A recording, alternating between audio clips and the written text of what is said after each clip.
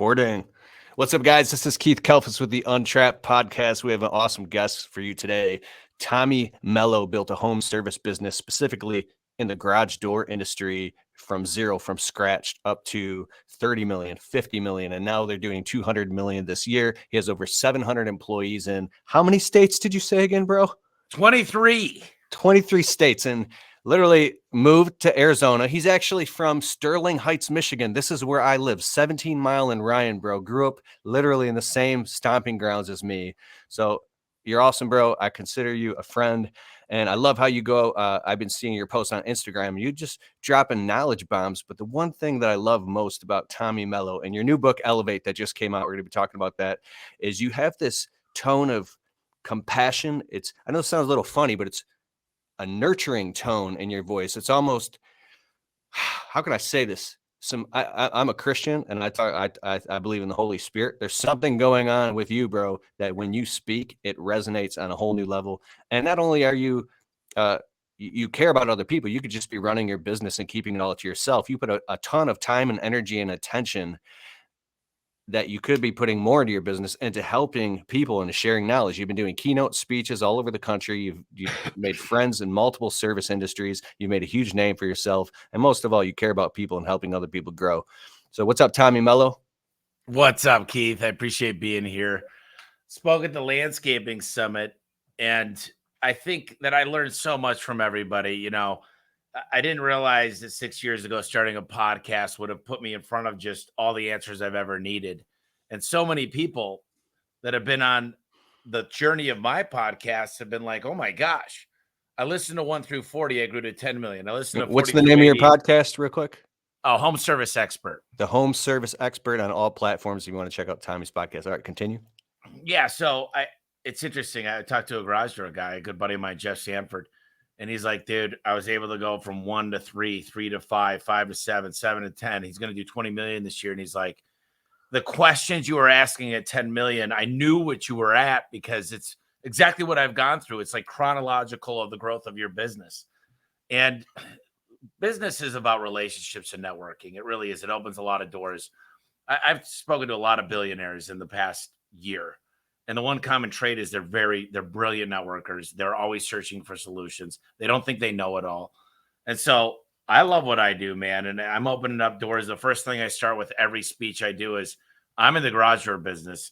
I'm in 23 states. If you like what we do, use our company, see how we do things. But also, if you know a garage door company looking to partner up with a great company that's going to take care of your internal customers, that's us. So I'm building little marketers out there. It's amazing what happens when you give. It's the byproduct of giving. Just good things happen.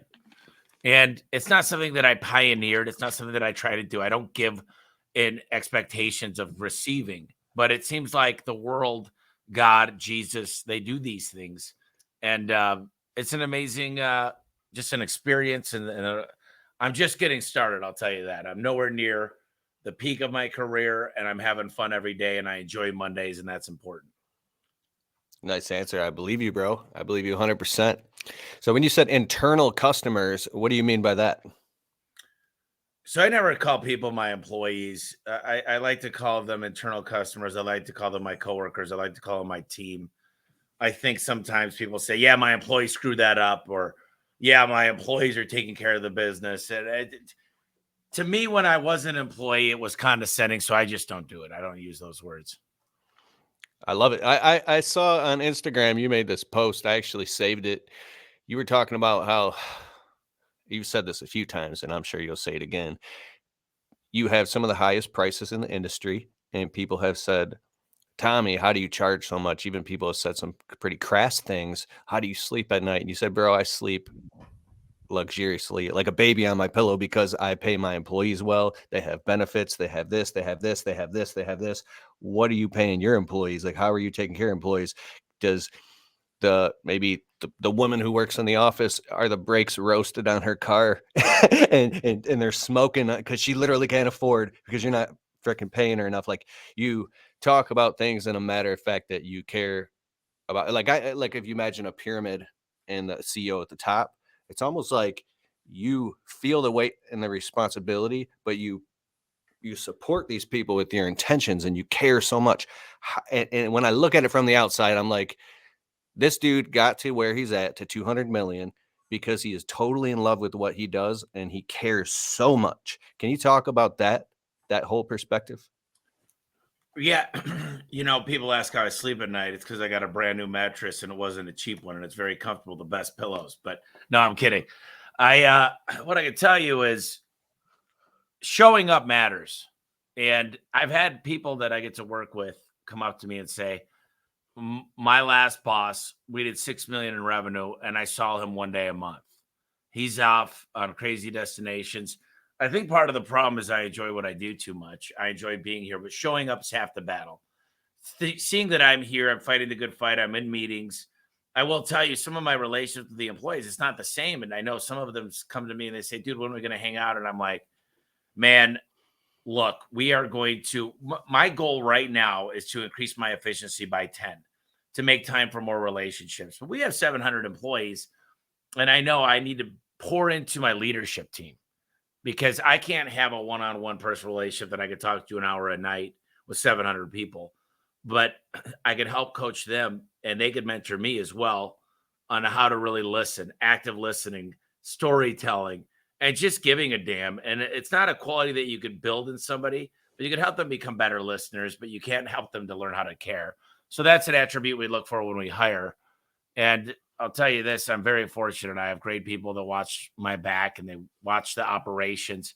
I'm really not involved in operations. In fact, I couldn't tell you a clue on how to give people overtime or PTO at this point. I mean, it's been lots of years since I knew how to do that. I don't know near as much about service time as certain people in the company.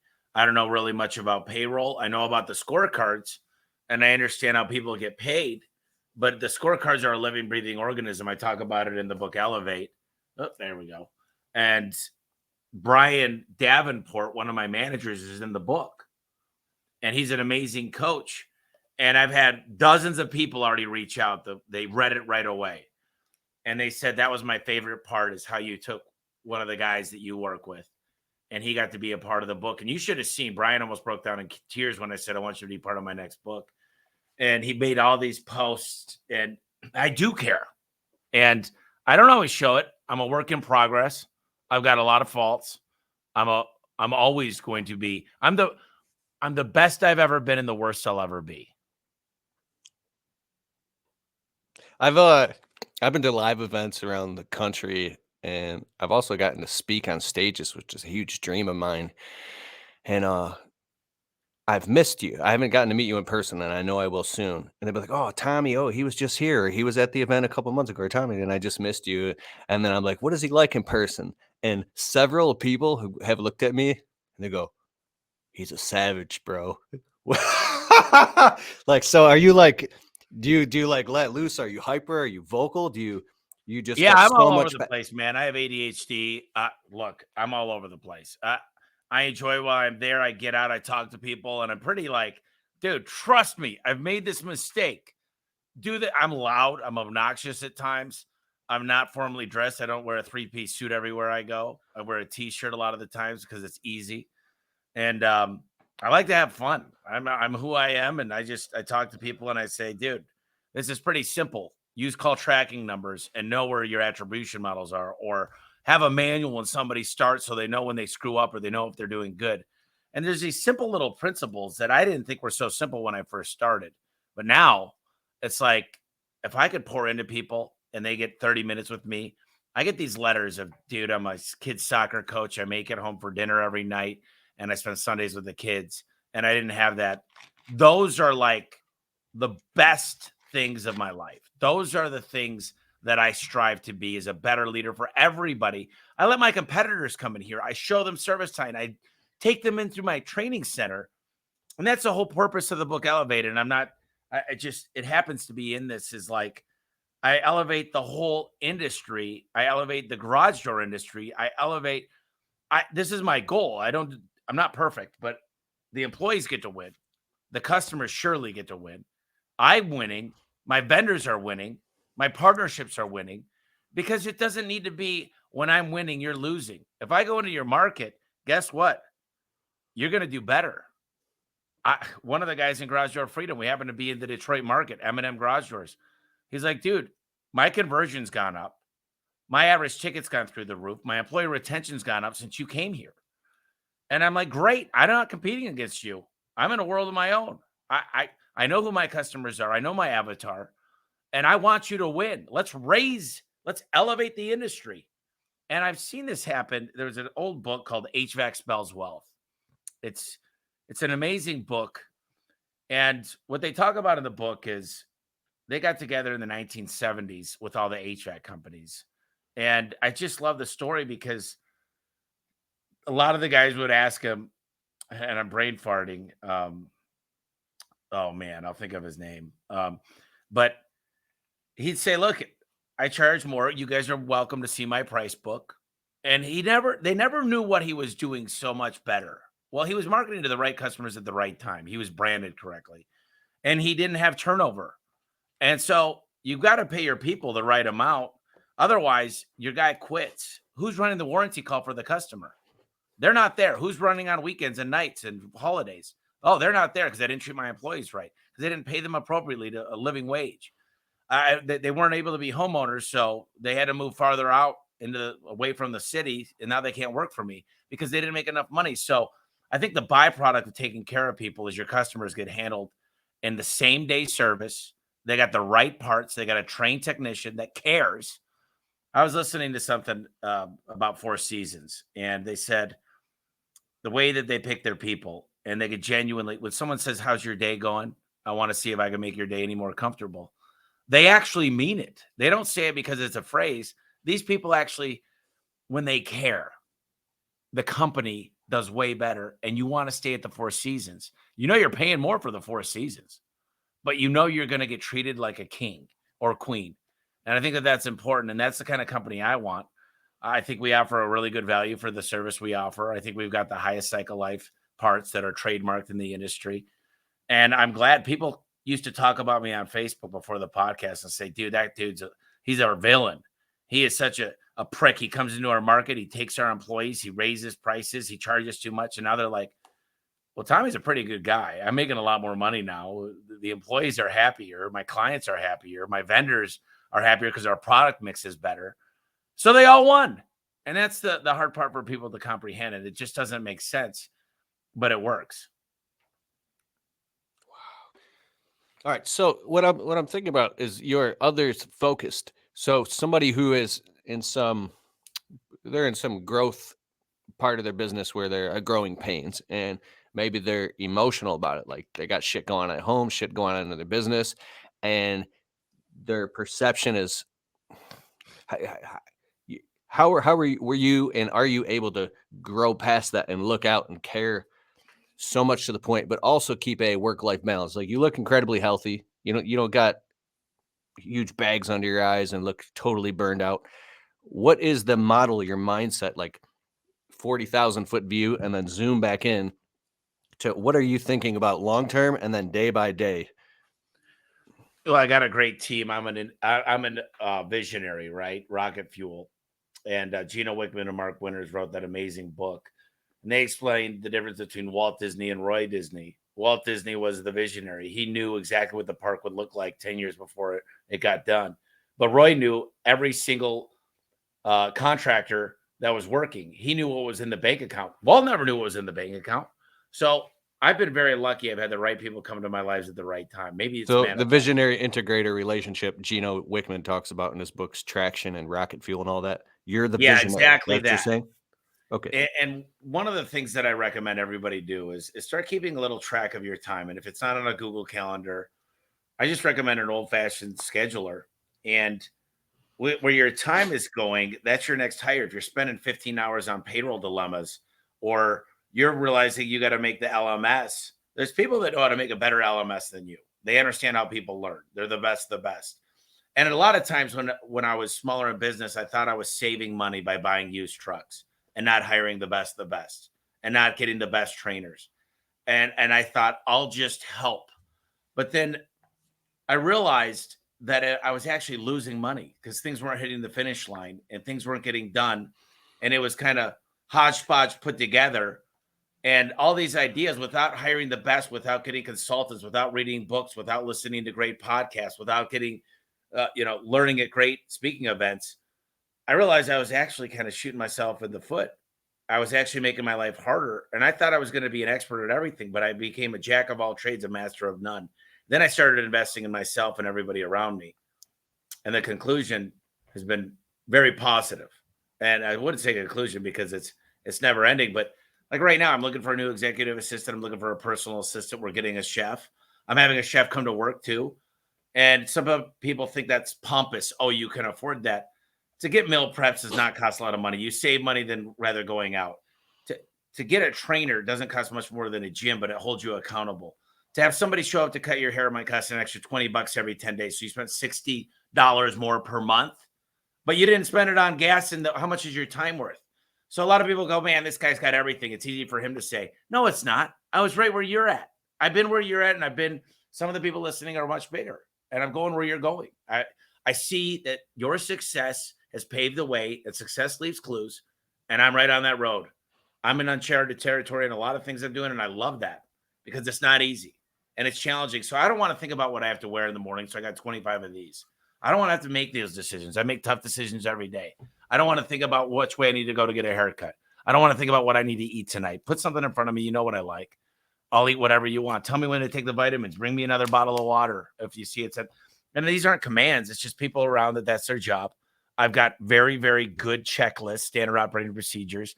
And when something is not making sense, like the whiteboard is full, I'll create a standard operating procedure, a quick opportunity, explain to them when I want stuff done, what file it goes in. And I'm not the best organizer. So why not have somebody 10x organized around me? I mean, why not recognize your weaknesses and really, really try to enhance your best qualities as a leader rather than trying to be good? I want to be well-rounded. Well, good luck. Get good at finance. Do what my CFO does. See what my recruiters are capable of doing. See what my top CSR can do. I don't want to be as good as them. I hired them. They're better than me. And I have no problem saying that. I could do every job in this company, but I'm not as good as they are. They're the best.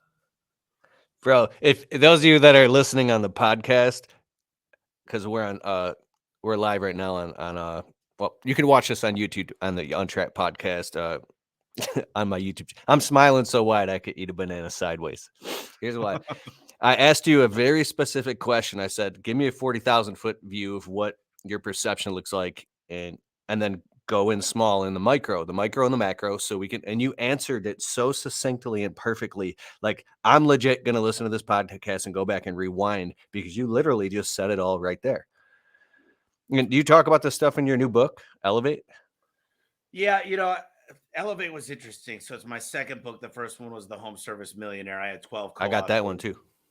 Yeah, it was a lot of fun. It took me years to complete. And in the second book, I came up with a basis. I'm a big note taker. If something comes to mind, and the minute it comes in, I make a note. In my cell phone here, if you went to my homepage and scrolled over, I've got shortcuts to Google Docs, and they're all categorized.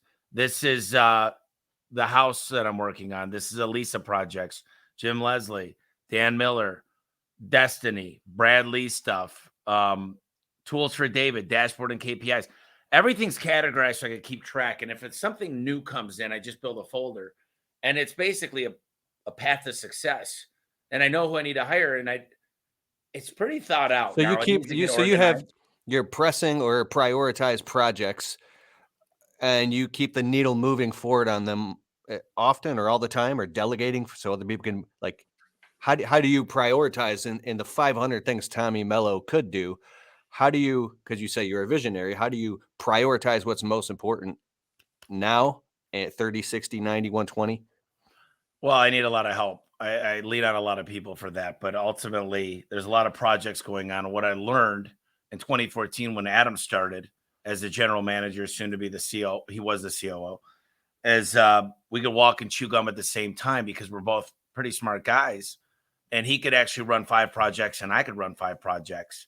And if you bring on more integrators, you could run 50, 100 projects. If you delegate properly, keep people accountable, have normal check-ins, and make sure you're hitting the finish line. A lot of people spike the ball right when they're near scoring a touchdown. They're 3 feet from gold, and all they got to do is keep digging a little bit, and just tenacity. You need to be focused. And considering the fact that I have ADHD, I think a lot of entrepreneurs do quite a bit. I've had people put their hands up, and everybody in the audience has put their hands up. And what I figured out was a racehorse wears blinders. They wear blinders to keep focused. I read this book called Essentialism. I read another book called The One Thing. And I learned that if I could focus and I could have a time dedicated to certain things, and I kept my door shut, and there's also open door hours, but if I could just have my door shut and have one thing to focus on, as I realized I could build an SOP in 30 minutes. Then I got to spend another hour and a half building the data integrity, the checks and balances to make sure that's getting done. But then I delegated out and just see it to the finish line. But my best use of time is coming up with processes and then refining them. And there's different things. The numbers tell me where I need to go. The income statement, the balance sheet, the cash flow statement, the CRM KPIs, they tell me exactly where I should be every day. They tell me this is where, if we're losing people, there's obviously an issue with the culture. Communication's failing. That's another big thing, that it's a KPI that's harder to read. But when you're losing people, or people are starting and falling off, then there's an issue with the process. The process picks the people, it picks the product. It basically picks everything. But if you can only get lucky so much. You can't run a monster company by getting lucky without processes. So I believe in the process. The process picks the people. Personality profiling, that's a process that's put into our recruiting. Background checks, drug tests, DMV records, that's a process that was built into the recruiting. And I switched companies for backgrounds 5 different times. We used to get delayed sometimes for 72 hours to do a background check. So I found another company that could do it in an hour, and that problem was solved. And so I knew to look for that because I actually listened, and I figured out, I talked to people, and because of the podcast, because I speak, somebody said they have a friend that applied and they say, nobody's gotten back to them in 3 days. Well, I looked into it. Well, what do you want, Tommy? Our background check says 72, it takes 3 to 4 days sometimes. And I said, okay, I'll fix that. It took me 1 hour, but yet, and I've got very capable people, and I do let them make mistakes. I do let them figure things out. I do let them stub their toe, because I'm not going to come in and save the day every time. In fact, there's probably 100 things going on right now that's getting solved. I keep thinking of like the story of the buffalo. It's like you go directly into the storm. You face things head on. Is this correct? Yeah, I'm not afraid of tough conversations. I have tougher conversations with my 5 closest people around me, because I've really tried to be the face of the company. And I never want to be the bad guy. I'm not a good bad guy. I'm not good at firing people. In fact, I'm probably too lenient on second, third chances. But I've really empowered my team. And I think that that's something that most business owners fail at, because we say, I know if I did it, I could figure it out. So let me just do it, save some time, rather than growing people around you and having them be able to make choices and be able to work and have some autonomy. I think a lot of business owners are like, why didn't you run that through me? I would have done it differently. I lose probably hundreds of thousands of dollars a week, but I gain millions. So think about that. I lose because I know I might be able to close a job and sell better, but because I've scaled, there's millions and millions and millions of dollars a week coming in. So I had to take the less of two evils, where I'm going to let some stuff fall through the cracks. This guy might not be selling service agreements as good. I know I could do it, but I'm not going to be able to scale that. I can't be. My time is worth something. If you figure it out, you do the math, you figure out how many hours you work, 50 hours a week. Most people do at least. And you go into 52 weeks, you might go just 50. That's 2,500 hours. And then you simply say, okay, I've got 2,500 hours. How much did the company make and I make last year? This is how much my time's worth. What should my time be focused on? Big decision making, TLC to the people around you to let them know they're doing good, rewarding them, recognizing them. These things are really, really big, and I don't think a lot of business owners think about these things. And like I said, I got a lot of work to do, but I'm on the right track. Bro. So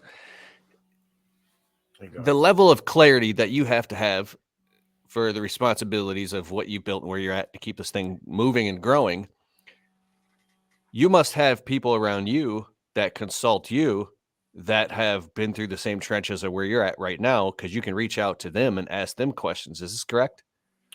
Not Or only do you're I just hire like an alien on an island and no, not only do I have great consultants that specialize in what they do, I read a lot of books. I listen to a lot of podcasts. I listen to a lot of speaking. But I'll tell you some other things that I do is it's not always a contractor. It's not always, I should say, a mentor that comes on. For example, we're working on dominating TikTok. So I found the number one consultant at TikTok. And because I'm not afraid to ask and say with humility that I need help, and I'm not afraid to pay for it because, quite frankly, if the results happen that I think is going to happen, I'll be able to get thousands of leads a month for garage doors off of TikTok. And not to mention some other stuff I'm doing on there because I'm not good at it. There's tools that are made. There's somebody that specializes in that. Somebody specializes in Instagram. Somebody does Google pay-per-click. Somebody does LSA ads. Somebody does call tracking numbers better than I do. Somebody figured out a better way to do it. And we've got really good systems, but can they all get better? But I can't do them all at once. And it's not always going to be me, but I'm always out searching and exploring. And when I go to an event, just like the Landscaping Summit event, I asked a lot of questions. I learned quite a bit of things. It was amazing hearing some of the stories and just, you would think the landscaping event, what's Tommy going to go learn? And if I didn't walk out with 20 things, I did. And I always will. And relationships, and people are handing me their cards saying, I'm going to keep an eye out for garage door companies for you. I got a text message from a landscaper today of a garage door company. And I think the universe works in mysterious ways. And it's if you put yourself out there, and listen, there's a lot of things that I need to work on. I mean, I'm working on a system right now, this weekend, of how to eat perfectly, intermittent fast, and get 7 workouts in a week. But I'm not going to make it difficult. I'm not going to be doing cold plunges every day and going to the, cryo freezing and eating of perfect calories. I'm coming up with the simplest, easiest plan of something I can maintain for long term that I won't hate. And that takes time because I know myself. So I'm coming up with a simple routine. It's 20 minutes a day working out, walking the dog a little bit longer than I normally do, not parking to the closest spot available, but parking away. Because these little things, you add it up, it does a lot. And I'm just saying, listen, how important is those mashed potatoes to me? It's instant gratification, but in the long term, it doesn't do good to my love handles. So I'm just like, listen, a little bit of sacrifice, but I still listen. You want to eat something? Have this. And that's what I'm preparing. But fortunately, I could have people around me that'll do it better than me because 2 things I can't buy. I can't buy my health. There's no amount of money, and I can't buy time. So there are 2 of the largest things I'm focused on right now.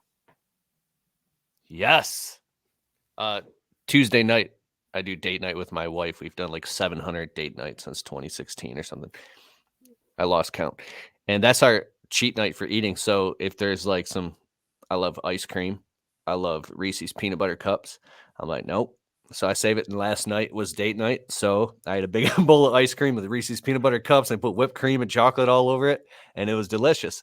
So like I'm literally turning 40 in a couple weeks. So I'm running out in the cold and doing burpees and push-ups and jumping jacks, doing plant-based protein shakes and drinking tons of water and trying to stay away from fast food. But there's also, Keith, you want to really hear how to set yourself up for success? Yeah.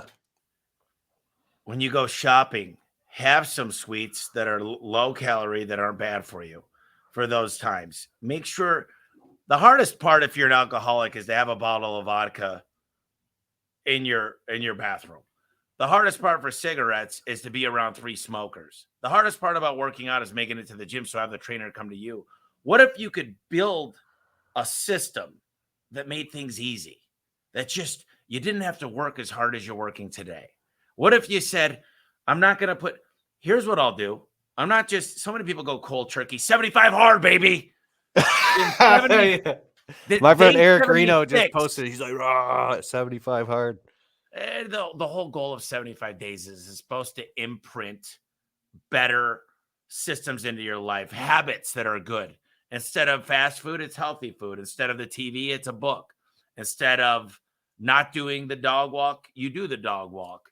And after 75 days, it's supposed to form habits, right? But The problem is some people struggle and then they go, I can't wait for this to be over. And maybe there's a version of that works for you, but I can't do. I wake up at 4 a.m. I run 1,000 miles. I do acupuncture. I do the meditation. I'm like, look, I know what I want to do. And I know what's going to last. And the problem is these fad diets, these things that are out there, they're great. It help change a lot of lives. But when you really think about it, I'm like, this is what works for me. What could I live with every day and maintain? When can I get a cheat meal? And if I want a beer, I'm going to have a beer. If I could have something like that, then I'm winning. And there, everything's great in moderation, as they say. So I think that happens in business too, is like, what's sustainable? If you start, I have never missed a podcast since 2017, not 1 week. Now I've recorded 2 or 3 in a week when I was going on vacation, but I've never missed one. And trust me, I listened to the first 10 podcasts. They sucked. I was typing in the background. I was confused. I didn't have the right questions to ask, but nobody was podcasting 6 years ago. And I just stayed consistent. And I started thinking a little bit before the podcast. I'd read the guy's book before they came out. Simple little things. And all of a sudden they became better. And somebody said, man, you answered a question I've been craving and I didn't have to pay you anything. I'm like, great. Dude, your podcast is fire. I was listening to it while out landscaping a couple years ago, and you were talking about Google My Business and Google Guaranteed, and talking about just showing up on Google as the number one expert with the most amount of qualifications, where you positioning yourself as the obvious choice. And when you talk about the level of certainty, you're like, this is the way. It was just so powerful, and it helped me tremendously. And we started getting a lot more positive 5-star reviews. And so I think I'm asking you all these questions because the obsession with success, and then what about like the personal life thing? If you're so clear and so consistent, now I'm not trying to get into your personal life too much. No, I'm fine. I'm an open guy. I don't have much secrets. Like, I've been with my wife. We had our 10-year wedding anniversary. We'll have our 11-year wedding. We've been together 13 years, going on 13 years. And like, something popped up a few weeks ago where we're talking about starting a family. And so I was like, we basically had this hump to get over, where we spent like a week talking hours and hours and hours a day. Twice we were up to 3 and 5 o'clock in the morning, just straight talking. There was a little bit of talking, a little bit of crying, a little bit of arguing. And bro, I wake up next to my wife and I start kissing her. I'm like, so I feel completely at one with her. It's a sacred honor. It's amazing, bro. Like, I feel very fortunate, but it didn't come out with a lot of hard work and sacrifice, right? So during those times, I couldn't go gung-ho in my business, and I had to let some shit slide and just really focus on my personal life. If I have boundaries I need to set with people that are family members that might be toxic, and I have to finally face this shit, I have to draw lines in the sand with certain people. I'm a fucking big boy now. I can't, like, these weird boundary issues growing up that you deal with people. So it's like the clarity and the conciseness in your business and your personal life. When you, the thing I'm getting at, it takes a lot of people, I know me, a lot of time sometimes to get through certain things before they become a solid lesson. And I know, like, I've underquoted landscape jobs, and I went and looked in the mirror in my own eyes. I said, don't ever do that ever again. This is law now. Like, don't be. And I didn't do that, but I had to really put my hand on the hot stove to feel it. And so you, at the progressive rate that you've grown your business and built a team, it seems like you've been able to face lessons and grow a lot quicker and a lot faster. So do you just pick up a cross and hang yourself on it? Do you not run from pain? What is it about you that allows you to evolve consciously in these areas faster? Does that make sense? You know what's crazy is, for some reason, people have always taken my phone call before I was successful. I came from a form of gratitude, and I'd always tell people, I admire you. I've got some questions. If you take a minute for me, and people have always been willing to pay it forward. The successful people, and I've always kept my eye on the guys that, even in high school, we played a lot of sports. My best friend was the president. I moved to Arizona, but he ended up being the president of our senior class. I mean, I was in 10th grade, what was it, homecoming prince or whatever, because 12th grade was king. And like, I just knew how to ask questions. And I don't want to learn. I'm the first one to ask for directions. I don't want to be lost. In fact, if I even have a feeling deep in my soul that I might be headed off just an inch, I'm stopping and slowing down and asking for help. And I think that that's hard for especially men, because we don't want to. We're men. We'll fix it. We'll figure it out. The big box comes. We're like, we don't even need the directions. Then you end up with 4 extra bolts and it's teeter-tottery. But that's just, I've changed that about myself. When I don't want to figure things out anymore. I don't want to be alone. There's someone else that has the answer. And I go out there and I put myself out there. And if you don't like it, I'm okay not being liked, because I can't please everybody. That's one of the things I find a problem with a lot of people that are influencers or whatever you want to call it, is you're not going to be liked by everybody. There's a lot of trolls out there, and they'd rather sit home on their mom's couch eating popcorn, never get a job, and tell you how shitty you are. Or you've got friends around you. You know what I do? I tell all my guys and gals, I do an orientation for 3 hours. I dress up like a doctor. I've got props. I hand out. It's fun. It's entertaining. And Did you say you dress up like a doctor? Yeah, I do. All right, tell us more. Well, I'll tell you about that later. But okay, I'll tell you about that. Then I'll tell you what else I tell them. So I put on the doctor stuff, the stethoscope. I'm literally dressed up like a doctor, and I say, guys, have you ever been to the doctor? And they say, yeah. And I say, when you go into a doctor's office, you sit down there, you fill out some paperwork. The nurse calls you back 20, 30, 40 minutes. She usually checks your height, your weight. She checks your blood pressure, puts you in the little room where you wait for the doctor.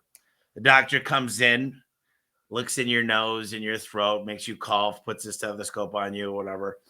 And then he sits back and smiles and he says, hey, Tommy, let me ask you some questions. How's work? Okay. You still have your dog? How's that going? Okay. Listen, what's your anxiety like? What's the stress levels? Okay, great. How's your diet? Are you working out? Is your cardio good? What's going on in your life? Are you smoking? What's your drinking like? And they diagnose the person before the problem. And this is how I tell them we got to treat our clients. We got to ask a lot of questions, find out what's right for them, understand their goals, or they're staying in the home. So if the doctor walked in and he says, I know what you need, without saying anything, you go, you didn't even ask me anything. I just think I know. No, well, why don't I give you your solutions? I'm the doctor, but I got to ask some questions and make sure we're going to get you what you need for you. And when a doctor gives you the prescription, do you go, I'm going to need a discount. I'm going to have to shop around. No, you go, I'll go to Walgreens right now and pick it up. It's going to make me all better. It's going to make me feel better. It's going to make me live longer. It's going to make me happier. It's going to bring my mindset correct, whatever that it looks like for you. So I talk a lot about these things. And then I say, guys, when you get back home, and this is not dressed up like a doctor, I say, you realize we interview about 100 people for the seat you're sitting in. The first month, you made it through boot camp, Hell Week. Now you're here in Phoenix for a month. You're learning how to be in the Navy. When you leave here, you're going to be a Navy SEAL. And when we get done with you, you're going to be on SEAL Team 6. You're going to be the elite of the elite of the elite. And let me tell you something, guys. There's consequences. Because when you get home and you start making money and smiling a lot more, there's going to be people in your life, and they don't know this. But misery loves misery. And you're going to surpass people. And they're not going to like it. And they're going to say, where's my buddy that I used to smoke weed with every day? Where's my guy that I used to go get wasted at 2 a.m. till 2 a.m. or to go to the strip club or whatever that was? Where's my buddy that used to watch football all day Saturday, all day Sunday? We switched to basketball on Monday. Where is that guy? And you don't know it, and they don't know it. They're not trying to tear you down. They miss their old friend, but you grew. And unfortunately, we got to add up who's around us. We become that person. You want to become a really great dad, a really great husband? Hang out with great dads and great husbands. Success leaves clues. And I think a lot of people miss these things. And I just say, look, I don't want you to stop talking to your wife or your dad, but there is toxicity in a lot of relationships. And if you don't recognize that and you don't recognize your shortcomings, why put the fudge and the Reese's Pieces and the ice cream right next to your bed every night? You don't have to do that to use your situation of Oh, Tuesdays. it's great how you came back in, opened that loop, tied it in, closed it. Well, that's the deal. I really believe these things, and I just Yeah, say, bro. guys, you've got an opportunity to grow to be whatever you want. I'm here to help you get to where you want to be. I want to know your dreams, your goals, what you want out of life. And if we could work on these together, what do I get out of it? Number one, I love homeowners. We had 2 new homeowners last week. We got a new kid that came into the A1 family 2 weeks ago. It's amazing. Right now, yesterday, my guy rushed to the hospital. His wife's pregnant. I don't know if she had the baby yet, but I love this stuff. So that's amazing. But what's also amazing about it is when they're winning, I'm winning. I tell them, if your dreams are coming true, I know mine are. My dream has to be big enough for all your guys' dream to fit inside. So when I watch every one of your dreams start to come true, the byproduct is I know I'm successful when you guys are hitting your goals, because the way I designed the pay structures is it's inevitably that outcome. Wow. So I remember we were on a Zoom call like a year ago, and you were talking about the possibilities of, or in your head, it was a preconceived, foregone conclusion that you could hit $1 billion. And you said, it's math. I need this many sales guys that do this. And I need a training center where they're constantly coming in and training and learning. I need these systems. Do you see things as math, and you see them as grids and structures and frameworks in your mind, and then you just have to go in and build the systems and make it happen?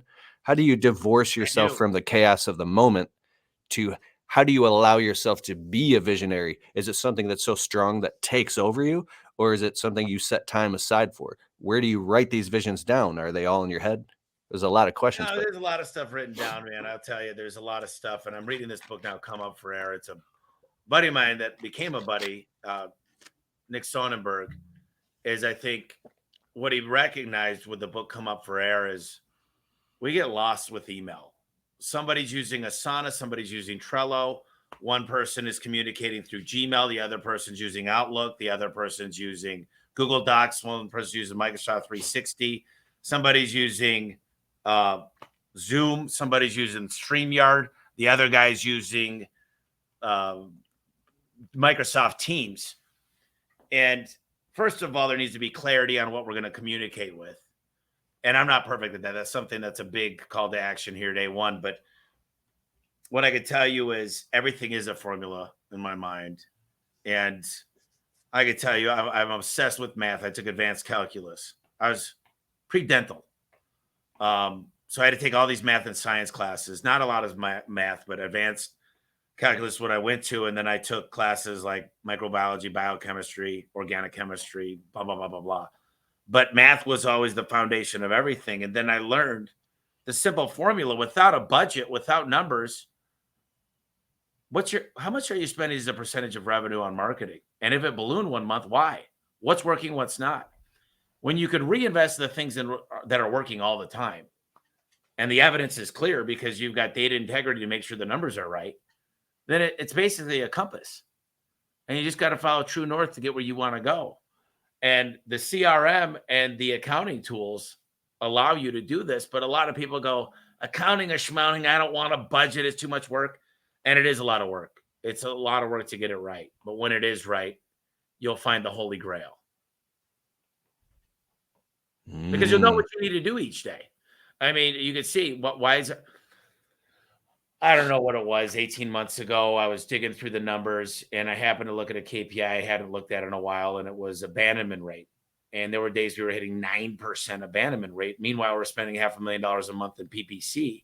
Real quick, you said a key performance indicator with a 9% abandonment rate. Can you just say what that is? So that means someone calls and they hung up in time. It could have been a robot. It could have been anything. It could have been a customer calling for an invoice. It could have been a new opportunity. But abandonment rate just means in your call center that you're not getting to the call in time. And some people say, I'll call them back, but I'm not happy unless it's below 1.5%. So Oh, so you want to make sure every single call is getting answered every time, and the customer is getting qualified, and if they're qualified, they're getting taken care of, like right well, at the yeah, top. because look, an abandonment rate's not good for anything because if you're not answering the calls coming in, and trust me, when I was a single tech out in the field working for myself, there were times I was on a ladder and I was like, I just have to call them back because I'm right in the middle with, an impact putting on springs. And that was abandoned. That call was abandoned. They might have found someone else in the time frame. So though there's these things in each department. So we have a scorecard for every department. And then we have different levels in each department. So there's a chain there's a ladder to move up within the company. And we've got a clear path to get out of a truck if that's your goal. And some people, I don't know whether it's 40 or 50 or 60 or 35. I mean, I got a 29-year-old that said, I want to get out of the field in 2 years. Great. Whatever your goals are, we could have those there. We could get you there. And I think that's what really attracts a lot of people to us in the garage door industry is you don't need to stay as a technician. There's so many opportunities. You can make great money. We're looking for leaders every day. But if you want to be a leader here day one, Keith, you got to show up. You got to tell people that you want to be a leader and you got to lead by example. But if we know, we'll keep our eye on you. We'll keep an eye on your numbers. You prove to us, you start accomplishing your dreams and your goals. They don't need to be huge. But if you want it bad enough, it's possible. You got to find, you got the will. We'll find the way together. What is like the brain of A1 Garage Door? Is there a software where you keep all the Yeah, systems, or you have Monday is the brain. Monday.com? Monday.com. We use Monday.com. Dude, that shit changed my life. I was so stressed out because I had sticky notes all over the place, and I had Google Docs and this and that in my internet business. And I hired a consultant to help me get Monday.com. And instantly, this consultant was like building these boards and checklists and pulling it all out of my head and putting it in a way. And now it's been organized ever since. So on your level, you must have your Monday.com. Monday's a monster, but there's Yeah. other things. I mean, we got an LMS. We've got a CRM. We use HubSpot on top of Service Titan. We use Teams. And one of the things, my goals is we've gotten a little siloed. And what a silo means is the call center cares more about the call center than they do about the overall company. And it's in the book, The 5 Dysfunctions of a Team. So you got to be very careful because sometimes different departments start caring more about their department than they do about the greater good of the whole company. And so getting everybody, and I've hired a consultant. It's lots and lots of money. But if I could give each and every manager one day back a week, it pays for itself on week 2. And that's the way I look at these investments, and they're not costs, they're investments. So the president of my company is sitting in the other room. He's visiting. He lives in West Bloomfield, and he's here for the last 3 days. We talked for hours on end these last few nights. And I said, this is what I want to do. And he said, let me talk to it. Let's make sure we have an expected outcome. And so we're working through these things. And one of them is at a company our size with all these things going on, there's a lot of content. In fact, Giuseppe's sitting right here. He works on videos with me. And he's like, what happened to the hard drive? And there was a lot of stuff going to a lot of places. So we want to centralize everything. And there's going to be more than one software because guess what? There's different things going on in the company. My CRM does not do accounting. HubSpot is a better thing for relationship management. So there's different things, but this is going to be a good big cookie to crack, but that's where I should be spending my time. And I enjoy it, man. Like I said, I don't come into work going, geez, another Monday. I'm like, this is going to be fun. What record are we going to break this week? Let's continue to break through records. Everybody that says no, I love when somebody tells me I can't do it. I love when somebody says, "You're good luck, pal."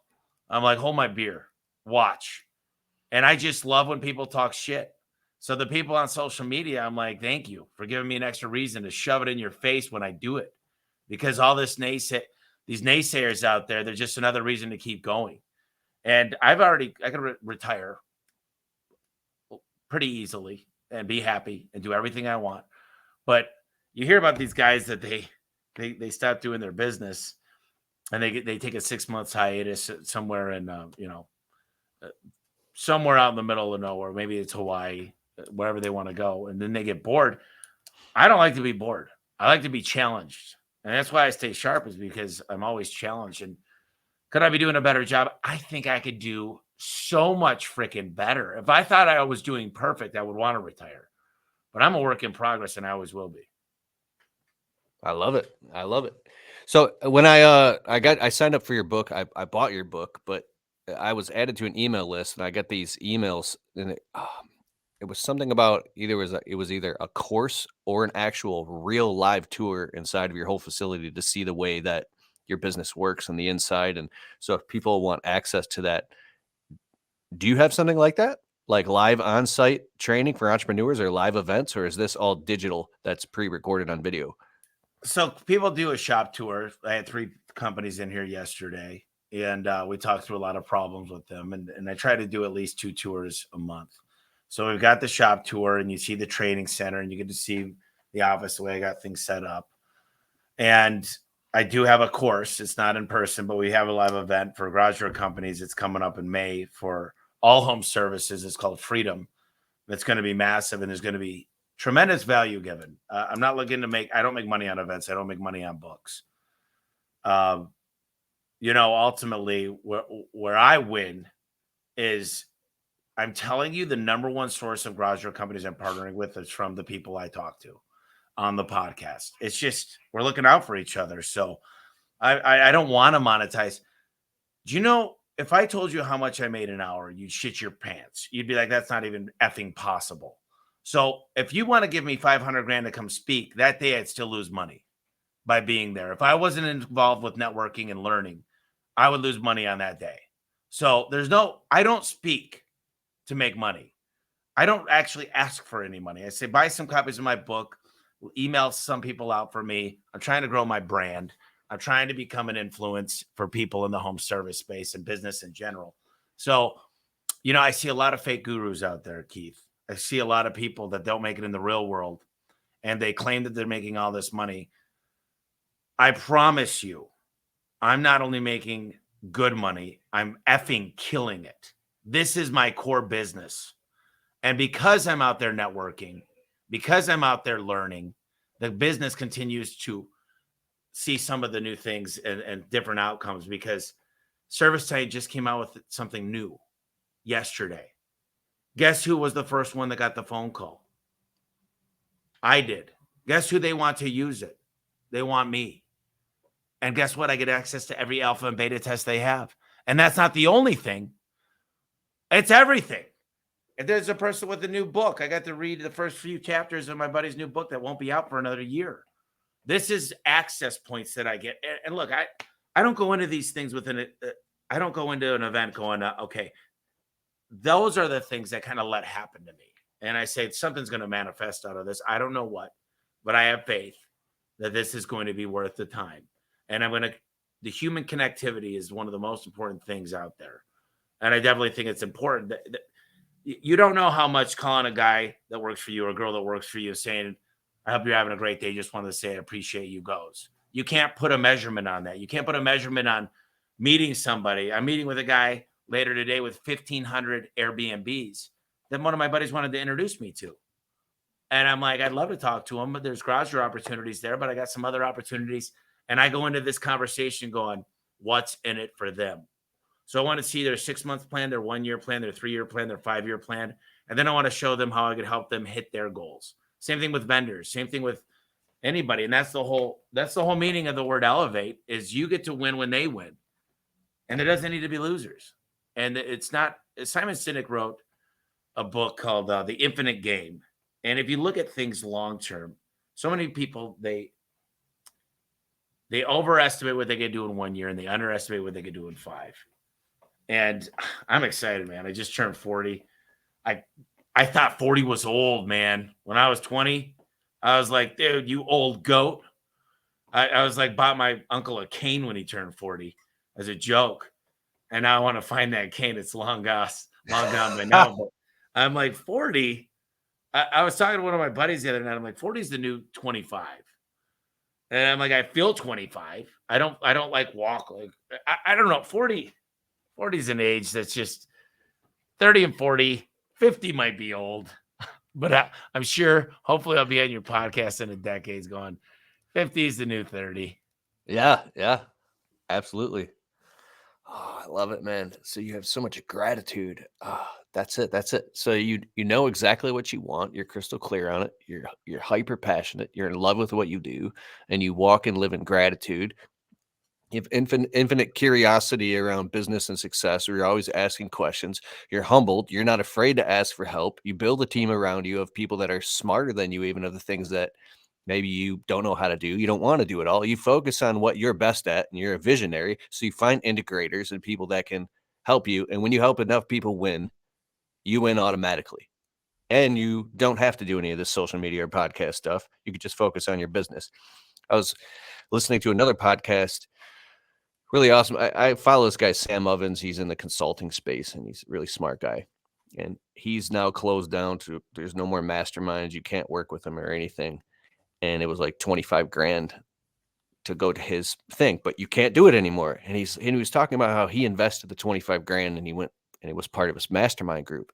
He said, because inherently he knew, and this is kind of like about you, Tommy, he's like, there's going to be a time he knew when Sam Ovens was not going to do that ever again. And he had to get in and do that now because Sam doesn't have to do it. And when I hear you talk, it's like they're probably not, but like, what if some season changed where you weren't able to do as much podcast or public talks or something? You've been doing it nonstop since 2017, but it's interesting. I think about this, like the opportunity to do a shop tour at A1 Garage Doors and learn about what you do. How long will that be around where you'll have the capacity to do all this? Is this part of your infinite game? Yeah, I follow a lot of people as well, and I learn from a lot. And one of my mentors was talking about, and actually, um, he said, for shits and giggles, I got sick of all these random phone calls, and because when I gave free time, they didn't respect it. And he goes, that was the hardest part. So he goes, first I tried 10 grand for half a day, and he goes, I still got 100 leads that sold 100 hours or 100 days out. So this guy happens to be named Roland Frazier. And he goes, so then I went to 25K and I'm still just as busy. And he goes, it's amazing. And, I'll never charge for a podcast, but also there is an opportunity cost for time. I've realized now, why would I ever do one shop tour when I could do 10 at the same time? It's just efficiency. Why would I ever speak to 10 people when I could speak to 1,000? Now, listen, I do a lot of things and I try to help a lot of people, but there's only so many hours in a day. And if you're not increasing your efficiency, you're never going to grow because there's one thing I can tell you, you don't get more than 24 hours. If I could buy hours, I would be spending a fortune. I would buy an extra 10 today, depending on the price. I might buy 20. So I can't buy time. So if you're not going to grow in efficiencies, there are some doors that need to close for new doors to open. And I agree. I don't know what the future holds, but I know I can't go at the rate I am. I'm trying to help a lot of people. But when I help that one person, what if I let down 20? So I need to have some constraints. And that's one thing that I'm trying to manage is if I had to let go of somebody because of COVID, but the whole company stayed in business because of some of these tough decisions, would the 500 people at the time be better off that the 10 people have to go? Absolutely. That's not an easy decision. Doesn't mean I'm a bad person. It just means we are faced with tough decisions every day. And it's a human nature to not have to. This is the biggest problem I see with a lot of entrepreneurs. They're afraid to let people go, but then the whole company goes bankrupt. Then everybody's gone out of a job. So I don't know necessarily if that's the case. That I'll never stop podcasting. I don't think. I love Joe Rogan. He talks about some deep shit, and I like business more. But ultimately, I think home service is just one of those things that I'm still having fun with for the next 5-10 years. And I think I'm fascinated with the way the world runs, the solar system, Egypt, just history and not necessarily aliens, but just looking at like just fun stuff that I want to learn more about. I love Elon Musk. He's very, very thoughtful in the way he speaks. And he's a lot slower than I speak, but he's thoughtful. And he's launching rockets. He figured out how to get a rocket to land back. You could just refill. It's like a bullet. You just refill it and it goes back up. He's launching 10 rockets a week. He'll have more than every other country, including NASA, more satellites in the sky of everybody combined times 10. I mean, dude, that dude, he's a good person to follow. And I always say I have one person I follow, and that's Elon Musk. One person that I look at. Why not look at the best? If you're going to look at hockey, why not just subscribe to Wayne Gretzky? If you're going to look at basketball, Michael Jordan. You know, it doesn't make sense to me. And I look up to a lot of people, but if there's one guy that I'm like, whoa, that dude is a legend, it's Elon Musk. Yep, he is. When I think about Elon Musk, I think he's been able to raise the necessity on his understanding of his own mortality and death. Average human, say, lives 90 years or whatever. And how long does he got to go? And how long does it actually take to fulfill his mission of, like, say, getting to Mars or whatnot? So every single second must feel like a ticking time bomb over him. Can I even get this done in my lifetime? That's why I like the dude. Apparently, lives where he sleeps, where he lives, doesn't do anything but work, because I think that he can feel that urgency is so intense. Do you feel not necessarily. Look, I get that, but also when he bought Twitter, he believed Twitter was important to have free choice and let the good and the bad come on. I mean, I could see restricting like bad stuff, like there's children's stuff and bad, evil things that you'd have to not let go online. But he also says, listen to the left, listen to the right, listen to the different religions. He says, listen, we're not going to hold people back from learning about everything. We can't show them one side of anything. So he felt like that was essential. But I know he can't focus on Mars and also focus on Twitter and also focus on he's helping third world countries with internet. So I think he decides what the Elon Musk has became really, really smart at getting a lot done. And there's no way he hasn't done this through efficiencies. I'm sure he probably takes a shower and has a board call at the same time. I mean, he's figured out ways to be 10x efficient. He doubles up all the time. And that's what's nice is money is kind of nice because you can afford to buy the best. And these people, you pay $80,000 for a CFO. I pay $300,000. I'm just pulling numbers out of my butt here. This is inaccurate. But what if that guy got you 10x results? I mean, sometimes you get what you pay for. I mean, ultimately, then there's other people that I paid a lot of money that weren't worth their weight, but that's why the recruiting process is so important. But the best want more. They've got experience. They know how to get to where you want to go because they've done it before. Success, it's muscle memory. They'll get it right back.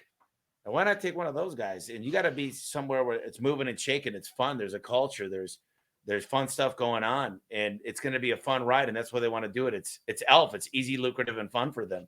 They want to come work with you and build something amazing. What is that? Is that Dan Sullivan, ELF? Dan Sullivan, Joe Polish, and Dan Sullivan. Yeah, man, Joe Polish, man, he's on fire, bro. He cares so much about people and humanity and helping people. He's amazing. So this one thing I wanted to ask you, if you're on some type of plateau yourself in your learning or understanding or growth and development, integration of what you want to do next, yet it's just like a blind spot for you, and you're going to have to really invest the time, whether it be with a coach or a mentor, or consultant, or doing some deep reading or sitting and meditating, whatever it takes for Tommy I'm into neuroscience, so neurons that fire together, wire together. And if you really want to grow something, you got to work at it until it sticks, into a trickle, flow, flood. What if it takes some real time that you don't have to invest right now to build a new or grow a deep skill set that Tommy needs to get everything to the next level, but you're so busy managing everything and else? How do you actually, like, sometimes you got to take 2 steps forward, 2 steps back to take 1 step. 10 steps forward. Yeah. How do you? I've always had peaks. I always grow fast. I peak out.